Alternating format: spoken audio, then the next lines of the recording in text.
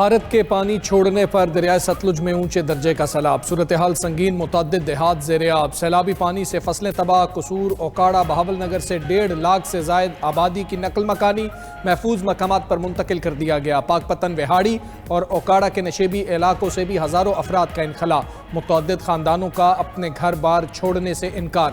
ظفروال میں نالا ڈیک کے پانی کی تباہ کاریاں، بزرگ شہری پانی میں بہہ گیا۔ ہنجلی پل بھی پانی کی نظر، احمد پور شرقیہ میں خیرپور ڈاہا کے قریب لوہے کے پل کا کچھ حصہ ٹوٹ گیا، کئی دیہات کا زمینی رابطہ منقطع، پانی کے تیز بہاؤ کے باعث زمینی کٹاؤ بھی تیز، ہزاروں ایکڑ رقبہ فصلیں زیر آب، کسان پانی میں پھنس گئے۔ بہاولپور میں بھی متعدد بند ٹوٹنے سے ہزاروں ایکڑ زرعی رقبہ زیر آب، عارف والا، لودرا، منچن آباد، حویلی لکھا میں بھی سیلابی صورتحال، ہیڈ گنڈا سنگھ والا پر پانی کی سطح 22 فٹ سے تجاوز، دریائے ستلج میں مزید 2.5 لاکھ کیوسک پانی کی آمد متوقع۔ بھارت نے دریائے راوی میں بھی پانی چھوڑ دیا، دریا اور اس سے ملحقہ ندی نالوں میں طغیانی، سیلاب سے سینکڑوں ایکڑ زرعی اراضی زیر آب، شکر گڑھ میں جستڑ کے مقام پر اونچے درجے کا سیلاب، کوٹ نینا کے مقام سے 1 لاکھ کیوسک کا ریلا گزر رہا ہے، نالا اوج اور جلالہ کے مقام پر پانی کا بہاؤ 48,000 کیوسک سے تجاوز، شادرہ کے مقام پر بھی نچلے درجے کا سیلاب ریکارڈ، نالا بئی میں پانی کا بہاؤ 6,000 کیوسک تک پہنچ گیا۔ ادھر ترجمان پی ٹی ایم اے کے مطابق دریائے سندھ میں کالا باغ اور چشمہ کے مقام پر نچلے درجے کا سیلاب ہے، نالا 1 اور بسنتر میں نچلے درجے کی سیلابی صورتحال، نالا بئی اور نالا پلکھوں میں بھی درمیانے درجے کا سیلاب ہے، دریاؤں کے پاٹ میں موجود شہری فوری محفوظ مقامات پر منتقل ہو جائیں۔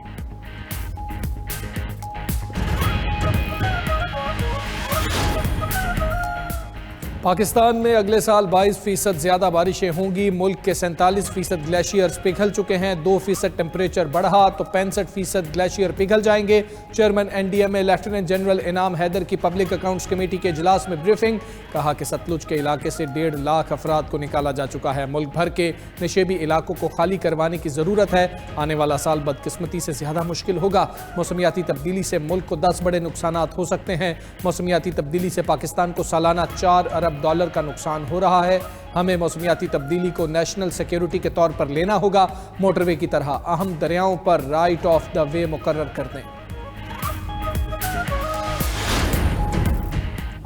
پنجاب بھر میں وقفے سے بارشوں کا سلسلہ جاری، صوبائی دارالحکومت لاہور میں بادل جم کر برسے، آسمان پر بادلوں کے ڈیرے، گجرانوالہ اور سیالکوٹ میں بھی وقفے سے بارش، ساہیوال، قصور اور گرد و نواح میں بھی بارش کی وجہ سے نشیبی علاقے زیر آب آ گئے، شکر گڑھ میں موسلادھار بارش سے نشیبی علاقے زیر آب، مرکزی شاہراہیں بارش کے پانی میں ڈوب گئیں، گھروں میں پانی داخل ہونے سے شہری پریشان، لاہور کے چھپا گاؤں میں گھر کی چھت گرنے سے 2 افراد جاں بحق، 1 زخمی، کوٹ رادھا کشن میں چھت گرنے سے نوجوان دم توڑ گیا، شکر گڑھ کے مقامی گاؤں میں مکان کی چھت گرنے سے خاتون جاں بحق، 3 بچے زخمی، ظفروال میں بھی چھت گرنے سے 4 افراد زخمی ہوئے۔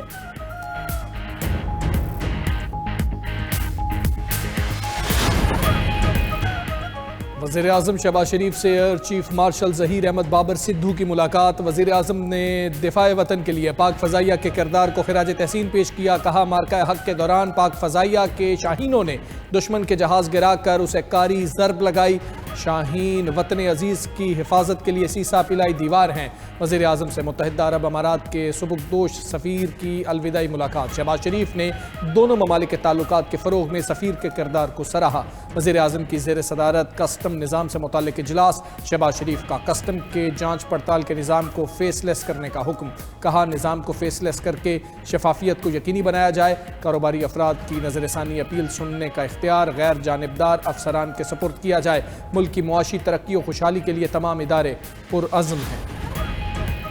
وزیر خارجہ اسحاق ڈار کی جدہ میں ترک وزیر خارجہ حکام فیدان سے ملاقات، اسحاق ڈار نے عالمی مسائل میں قائدانہ کردار پر ترکی کو خراج تحسین پیش کیا، دونوں وزراء خارجہ کا غزہ میں انسانی بحران اور قحط پر تشویش کا اظہار، ترجمان دفتر خارجہ کے مطابق دونوں رہنماؤں نے فلسطین کے ساتھ یکجہتی کا اعادہ بھی کیا، غزہ میں فوری انسانی امداد پہنچانے کی ضرورت پر زور دیا، دونوں وزراء خارجہ نے پاک ترکی تعلقات مزید مضبوط بنانے پر اتفاق کیا، اسحاق ڈار کی جدہ میں سعودی اور ایرانی ہم منصبوں سے ملاقاتیں بھی ہوئیں۔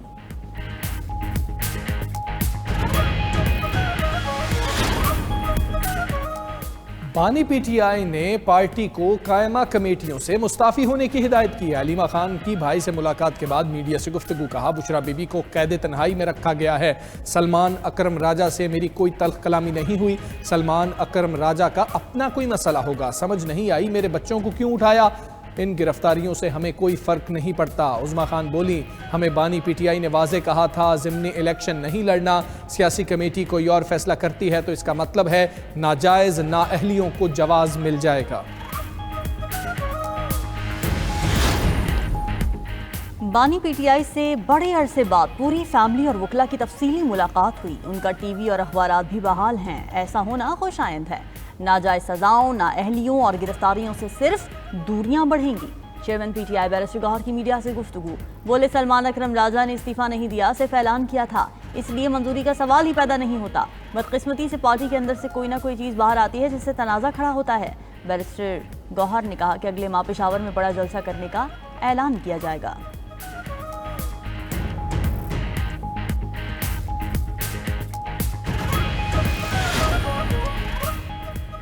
بانی پی ٹی آئی نے میرا استعفیٰ قبول نہیں کیا۔ Secretary general P T I Salman Akram Raja کا کہنا ہے ضمنی الیکشن کے حوالے سے سیاسی کمیٹی کی آج شام کو دوبارہ میٹنگ ہوگی۔ بانی پی ٹی آئی کی ہدایات کی روشنی میں فیصلہ ہوگا۔ بانی نے فی الوقت قومی اسمبلی میں اپوزیشن لیڈر کے لیے محمود اچکزئی کا نام دہرایا۔ مستقل اپوزیشن لیڈر عمر ایوب اور شبلی فراز ہی ہیں، وہ عدالتوں میں اپنے مقدمات لڑ رہے ہیں۔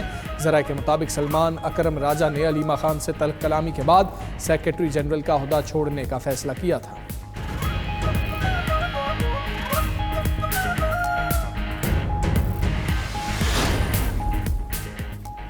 سابق صدر عارف الوی اور ان کی پوری فیملی کے بینک اکاؤنٹس منجمد کر دیے گئے۔ سندھ ہائی کورٹ نے سابق صدر کو فیملی سمیت national cyber crime investigation agency کے روبرو پیش ہونے کی ہدایت کر دی۔ عدالت کی عارف الوی اور ان کے صاحبزادے عواب الوی اور دیگر کو حراست میں نہ لینے کی بھی ہدایت۔ 21 اکتوبر تک پیش رفت رپورٹ طلب کر لی۔ عارف الوی کے خلاف توہین مذہب کے الزامات پر تحقیقات کی جا رہی ہیں۔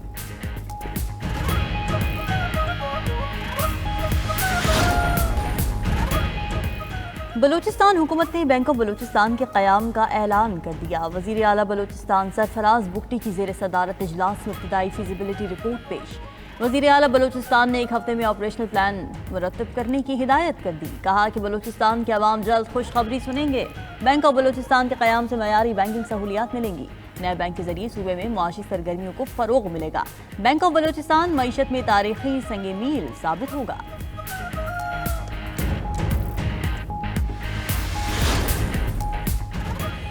پنجاب میں عام آدمی کے لیے خاص سواری شنگھائی سی پورٹ سے مزید 100 جدید الیکٹرک بسیں پاکستان کے لیے روانہ۔ وزیر اعلیٰ پنجاب مریم نواز کا کہنا ہے کہ پنجاب کے ہر ضلع میں دسمبر تک الیکٹرک بسیں چل رہی ہوں گی۔ جدید ترین الیکٹرک بس کا کرایہ صرف 20 روپے ہوگا۔ الیکٹرک بسوں میں CCTV مانیٹرنگ سسٹم بھی ہوگا۔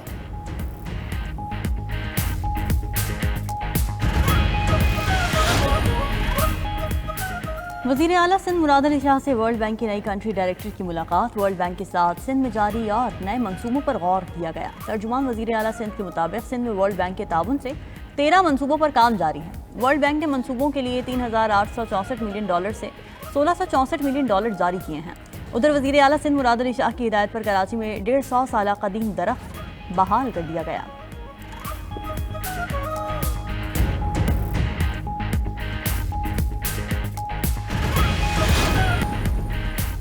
گورنر سندھ کامران ٹیسوری سے متحدہ قومی موومنٹ پاکستان کے ارکان صوبائی اسمبلی کی ملاقات۔ حالیہ بارشوں سے پیدا ہونے والی صورتحال، ترقیاتی منصوبوں اور عوامی مسائل پر تبادلہ خیال۔ گورنر سندھ نے کہا کہ بارشوں نے بڑی تباہی مچائی ہے، مشکلات میں گھرے عوام کے ساتھ ہیں۔ اراکین اسمبلی اپنے حلقوں میں عوامی مسائل کے حل کے لیے بھرپور کوشش کریں۔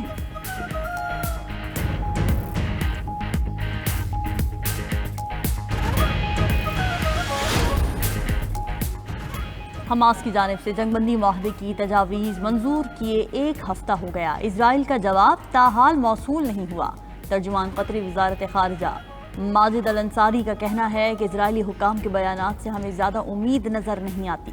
عرب میڈیا کے مطابق قطر، مصر اور امریکہ کی ثالثی میں 60 روزہ جنگ بندی اور قیدیوں کے تبادلے کا نیا فریم ورک تجویز کیا گیا تھا۔ اسرائیل تمام قیدیوں کی ایک ساتھ رہائی پر بضد ہے۔